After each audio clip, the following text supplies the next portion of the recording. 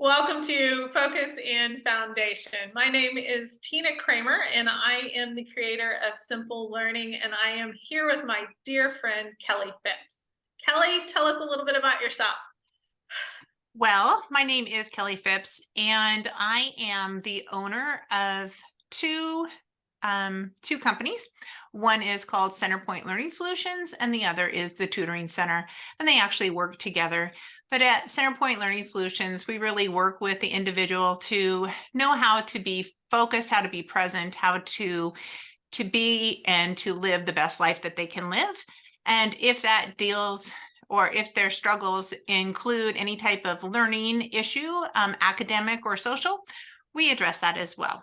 So really and truly, we are a place where we can help individuals and families to just correct issues and move forward. So, Kelly and I were having conversations about the fact of learning differences. We talk about learning differences versus learning disabilities. And then Kelly and I were both in education and now run our own learning centers and programs to help individuals with learning differences. We have a very practical approach. We are moms, we are teachers, and we explain things very directly in a simple way. So we decided we needed to get this message out there to raise awareness and decided to do this YouTube channel and then also podcast. Now, if you caught our first one last week, we ended with a little bit of the teaser and we said we were going to talk about the sound device. So this week, we're going to talk about the sound device and share what that actually is. Now, when I was in the classroom full time, I taught in the international schools in Hong Kong. I had these incredibly intelligent students. However, they had challenges around focus. I would say a third of my classroom had some type of learning difference. And I could see my students, we called it squirrel. They'd be like, Mrs. Kramer, I just squirreled. I have no idea what you did. What did you just say? Say that again. And I always appreciated the fact when they would actually realize that they had squirreled, that they had lost their attention or they went off into their imagination, because a lot of times they didn't realize, and I was the one that recognized I totally lost them. I figured out ways in the traditional classroom to be able to hold their attention. And this started me thinking, well, if I can hold their attention in the classroom, there's got to be a way to do it outside of the classroom as well. And this caused me to start to do research, look into sound, different types of sound, and I invented a sound device. Now, literally what the sound device does, it does the same thing I did as a classroom teacher when I was tapping my students on their shoulder and I was saying, okay, I don't know where you are, but come back, join us now, listen to me, listen to what I'm trying to share. So this is worn like a necklace, and it's very simple, has an on-off switch and then a volume switch on the front. And so students just wear this like a necklace. The sound is low, so it can actually be worn in the classroom. It can be worn in the business boardroom, classroom or boardroom, because I have adults listening as well. And what it does is improves the ability to focus, stay on task, which then improves the ability to learn, and then also increases productivity. Now, Kelly, you're using these in your learning Mhm. center, which I love. So can you talk a little bit about your experience with the sound device? Yeah, absolutely. Absolutely. So, we know that the ultimate goal is to have self-control. And for so many kids that struggle in the classroom or with behavior, that's one of the tick marks, one of the identifiers of a kid that's struggling is they have a lack of self-control or they don't understand cause and effect. And and so what I found with the sound device is that it really helps that individual to be in the now, to be present. Hey, when I think really fast, I'm always ahead, right? And here's the deal. Okay. Does everybody need this? No, they don't need it. Does everybody benefit from it? Yes, they do. So That's the same premise of anybody that would come work at a tutoring, to be tutored or anything else, right? Is do we always need it? No, but when we do need it, we need it now. We need it now. And the goal would be to build this internal skills to have it, but sometimes that's not practical. And what I really love about the sound device is that for my kids, my students, and my families who are struggling all the time, oh, it's great when they walk in the door. The kids love coming here because we really help support them. But what happens when they walk out, right? And what happens when they interact with other individuals who have their own world going on, right? And I have been a classroom teacher, and I know how hard it is to manage 30 kids, 30 kids with lots of different learning issues, right?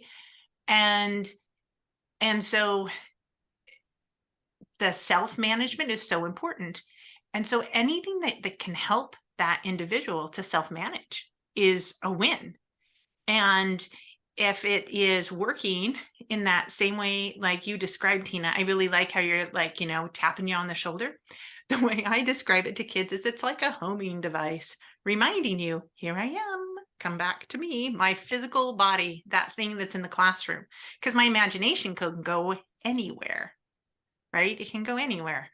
So we have used this. So as soon as Tina had them and she and I connected, and I'm like, so we got to try use them. And I'd love to share. Actually, Tina, do you care if I share like my last big No, deal? go ahead. Okay. So we have a kid. He's an incredible young man, incredible. Just love him, love him, love him. But he struggles, and not necessarily academically, but to do his work, to keep focused, to be present, to actually turn things in. All of those markers of a kid that's struggling with executive functioning disorders. Okay. He's all of that. And now he's at the high stakes world because he's in high school and grades matter, right? And if he doesn't get his work done, he has a 504, he's got a really proactive parent, but in the end, it's up to him. So we have slowly been introducing this idea of being a self-manager, right? But he has 14 years of experience of your stuff does not work. Fine, I'll smile, do what you ask me to, but your stuff doesn't work. And as we moved into winter, he came back to us in the tutoring center for some support going into finals. Anyways, long story short is this kid started using the sound device like intentionally. We had introduced it before, but it was intentional. Okay. And his mom sent me a message that he had worked consistently for 3 hours and had completed every piece of work that needed to be turned in. And all of his grades, look, it's gonna make me cry. All of his grades were above passing, and that had never happened before.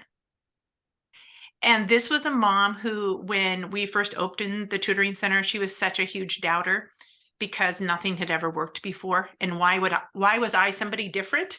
I'm like, because I just know, So we combined things that we do with the sound device. And seriously, mom's like, it's a miracle. So that was a kid that really, really struggles, and it helped him. So I'm excited personally to use it in my own household, because for those of us that occasionally struggle, right? Phenomenal opportunity to keep yourself present, right? So many different applications. And that is so exciting because I've got stories like you do as well. I actually had a young man, he was 11 years old, and the family came to me, and technically I usually will have somebody listening to the sound device for about 2 weeks because there's a process of getting used to it before I start working with them one-to-one. And I had this young man that he was suffering with anxiety, and his anxiety would wake him up in the middle of the night. So I was using it in a traditional way, like what you're describing, Kelly, but then I always get excited when I have a client that comes up with a new way. Mhm. And mom actually called me and she said, "Is it okay to wear the sound device at night when you're sleeping?" And I said, "Well, I use it for focus on work or homework or those times to where you really need to be focused on what you're doing." And she said he had woke up in the middle of the night with anxiety, and he had the sound device on the charger there in his room, and he went and got it because his anxiety was so bad, and he put it on and he was able to fall back asleep. So that's not something that I market or that I talk about. That's something like that my clients, Mhm. he realized and he was able to put that back on and then to fall back asleep. So Kelly and I are going to explain a little bit here. We're going to talk a little bit more about what we mean by focus. And I invite the listeners to really listen to the words that we use when we talk about losing focus, because so oftentimes even just in general conversation we'll say, "Oh, I lost track," or "I went out into my imagination," or "I'm in my imagination." So our focus truly does hold a place in space and time. And when the people that Kelly and I tend to work with tend to be perceptually gifted individuals. So they have these amazing imaginations, and the imagination can almost be experienced, or is experienced as reality. So sometimes where they are in their imagination has nothing to do with the now. So they can go into the past, they can visit an old memory, or they can go into an imagination that they're creating. And then that focus moves away from the physical body. They're off in it. Mhm. I Mhm. know my ex-husband was an engineer and he was an inventor. And he talks about the fact that when he is inventing and he is going to into a deep, challenging problem, he intentionally will go way out. He uses these words when you see his hands, way out, to be able to solve that problem. So when you're way out, you're out of balance. You're not here. So when we are referring to focus, we are actually talking about the mind, the physical body, and the energy, and all of that being in harmony in the now. Mhm.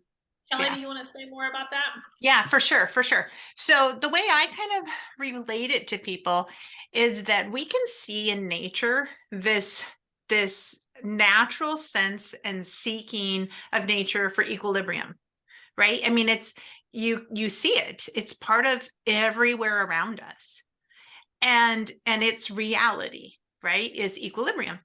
And we all are in different because of the nature of our self, we are all in different levels of that equilibrium, but we know that even spot is where we find peace, right? And so when we're not at peace, we know it. We know we're not, but we don't know why. We don't know how to get ourselves back. It's beyond us, right? So so anxiety is a sense of like a lack of peace, right? But when I'm confused, it's a lack of peace. I'm confused. If I'm confused, it means that my mind is not able to connect with reality and give me a real answer. And so it's like this process of problem solving, like you described. Your Ken's need to go out and come back, right? Or maybe not even go back out, but to go out to do what he needed to do, right? And then somehow he had to bring it together for somebody else to understand, right? It's that truly that sense and ability of the self to do so many amazing things. But when it's time to communicate that, we have to do that with our physical body, because at least at this point, there's not a whole lot of mind melding out there that goes on, right? So um, you can't read my mind and I can't read yours, right? We can get a sense of each other's energy. We can get a sense of each other's emotions from our faces or our vibes, all that type of stuff, but we really don't communicate like hive mind. And so the only way to actually communicate is to bring ourselves completely back and to be present so that our physical body can do the communication piece that it's necessary. So what Tina was describing as far as us having a physical body, right? We have our imagination or our mind, our thought process, and then we have our energy for us to really be able to communicate with each other. And that means communication is two-way, right? For me to be able to voice to you, but also for me to understand what you're saying to me. I need all of those things to be here. I need to be fully present. I have to be completely here. And the only way to know that you're completely here is, honestly, it's a feeling. It's that understanding I'm at peace.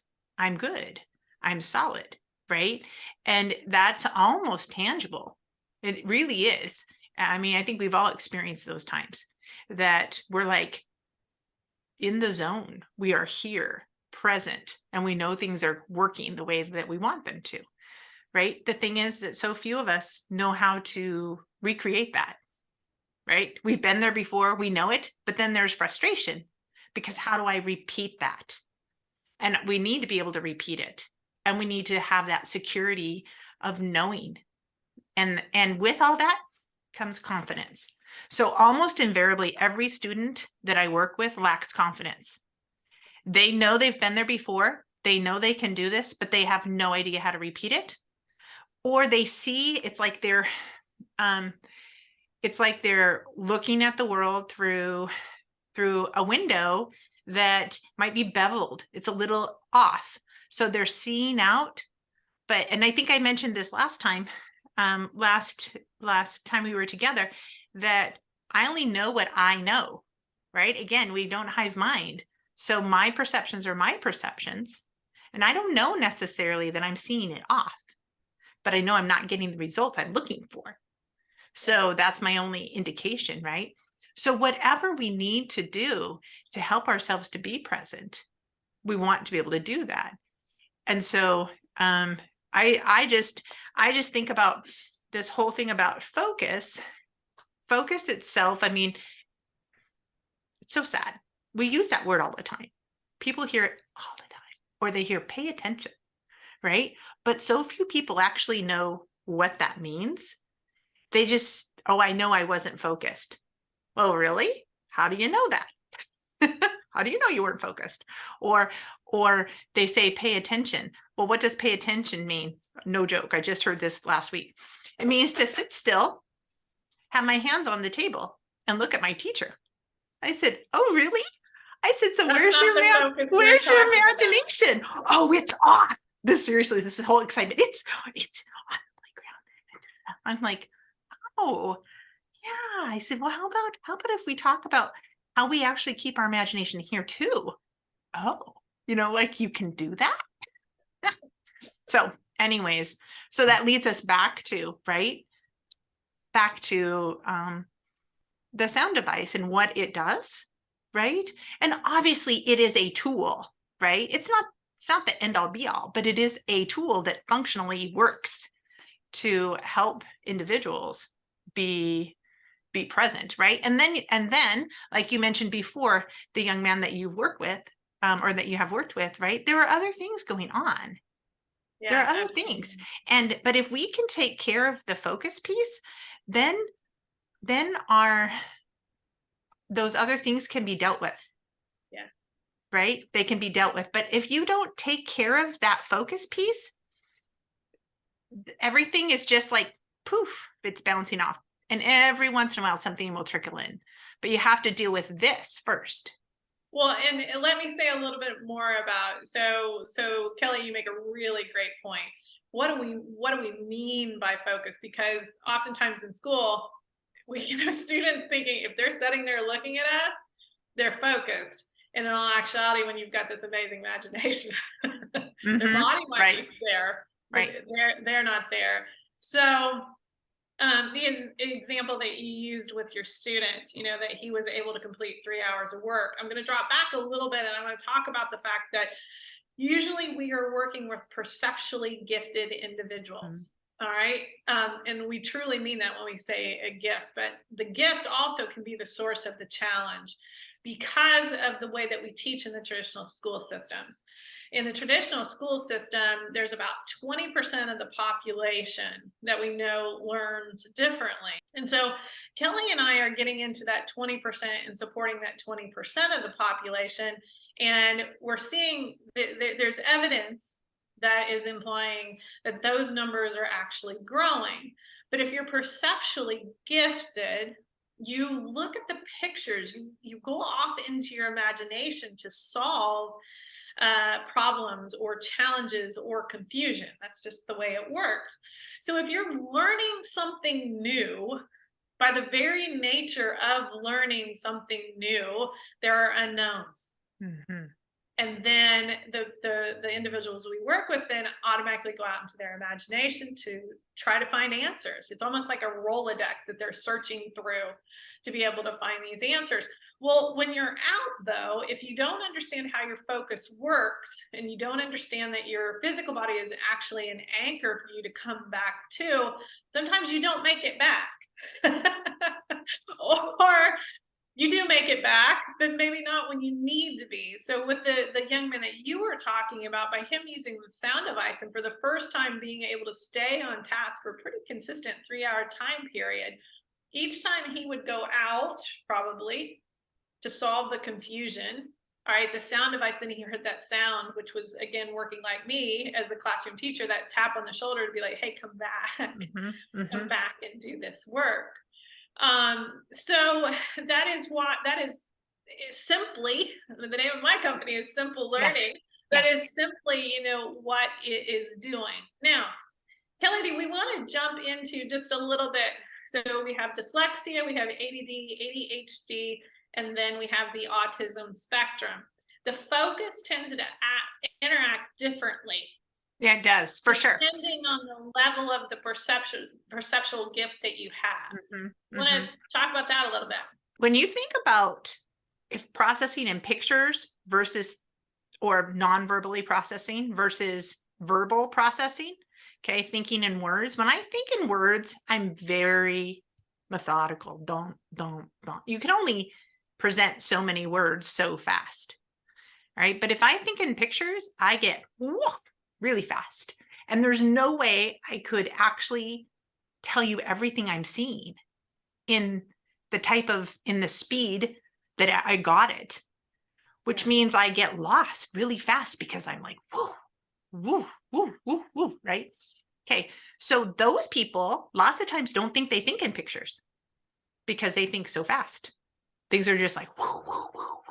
And they have what we call working memory issues, which if you were had a diagnosis and you actually saw what a psychologist would say about somebody that's on this, that is been labeled with ADD or ADD tendencies, they most of the time have a lack of working memory.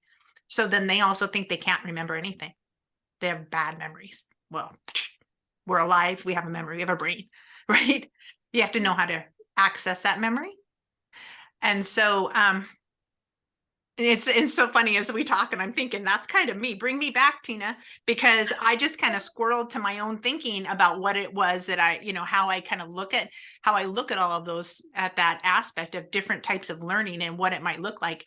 I see now in my practice, okay, with Centerpoint Learning Solutions, I am identifying and looking for those kids that probably are already labeled. Okay, the families know they're looking for something, and they look for the dyslexia, the ADD, the even the autism piece. Okay, with my tutoring center, these are kids that are struggling. They have no idea why, and they're not low enough in the school system to receive assistance. Okay, so they may or may not have a diagnosis. They just know that they're not moving at this rate that they should be, and they're always a little behind. So they're not meeting their goals. Well, when we look at those kids, guess what? They think in pictures. They think fast. They think all of these things, and they're showing all of these issues. And so we're able to say, well, wow, if we can help you to be present and to be focused and to really know what that means, then we can help you to think more in words when you need to, or take care of the problems that come from, I think in pictures. Right? I think only in pictures, and I don't have the word to go with it, to kind of mesh that all back together. Does that make sense? Yeah, absolutely. I want to bring back just a little bit to the focus because, and I want our audience to keep in mind the examples that we give come from practical life experiences. We are not doctors. Mhm. We No. do not diagnose. Nope. We're educators. We Mhm. were teachers. We were in a classroom, and then we have gotten more specialized in with what we actually teach. So we have learned through talking to our clients and to our students to use different examples that are relatable from everyday life. And we will start to, as we continue with the podcast, take a deep dive into dyslexia. We'll take a deep dive into ADD, ADHD, and then the autism spectrum. But as an overview, each one of these individuals usually have a focusing gift that presents a challenge. Yep. In the case of dyslexia, the focus actually came in balance, came in harmony with both the physical body, the mind, and the energy. However, it freely moves. And then that's where you see the symptoms associated with dyslexia. When we move into ADD and ADHD, we see less of an awareness and that harmony. Still occurs, still happens. We're working with somebody that has, an incredible speed into which they think, and then it has an effect on the physical body. All right. And then when we move into the autism spectrum, this is an individual that rarely is there harmony between the focus, the mind, the physical body, and the energy, or maybe it has never happened. And they are actually living their life almost on the outside of their physical body. And Kelly and I are going to talk more about this as you guys follow us. We'll take a deeper dive in. That's an overgeneralization, what I just said. That needs a lot more time, but it kind of gives you an overview of focus and interacting with focus and how it affects us. Now we're going to get ready to close. Kelly, any last thoughts before we finish up? I guess I just want to say one other thing. Okay.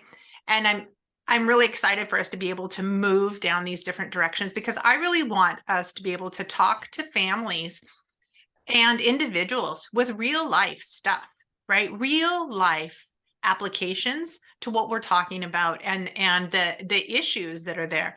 Because what I hear most often when I'm talking to a parent is they're like, oh my gosh, no one has ever described my child like that. Or I think you're talking about me. What the things that you have said give me a full picture of who I am.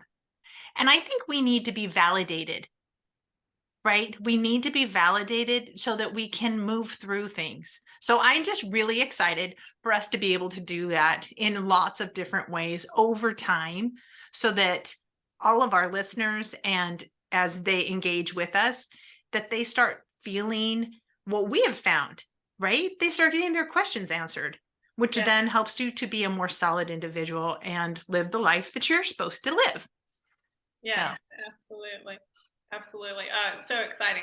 It's exciting to be here to having these conversations with you and to get this information out to the public. So if you want to learn more about the Sound Device, have a conversation with either one of us, take a look at our websites. We will include all of that information below. Our teaser for next time, we're actually going to move into real world application. We're going to go further into this focus and then how it affects just the everyday. And I think you as a listening audience are going to have a lot of ahas, because we tend to, just like Kelly has said, everybody's like, I've never had anybody explain it to us like that before. That's awesome. That makes so much sense. So we appreciate you listening, following along with us. And until next time, thank you so much.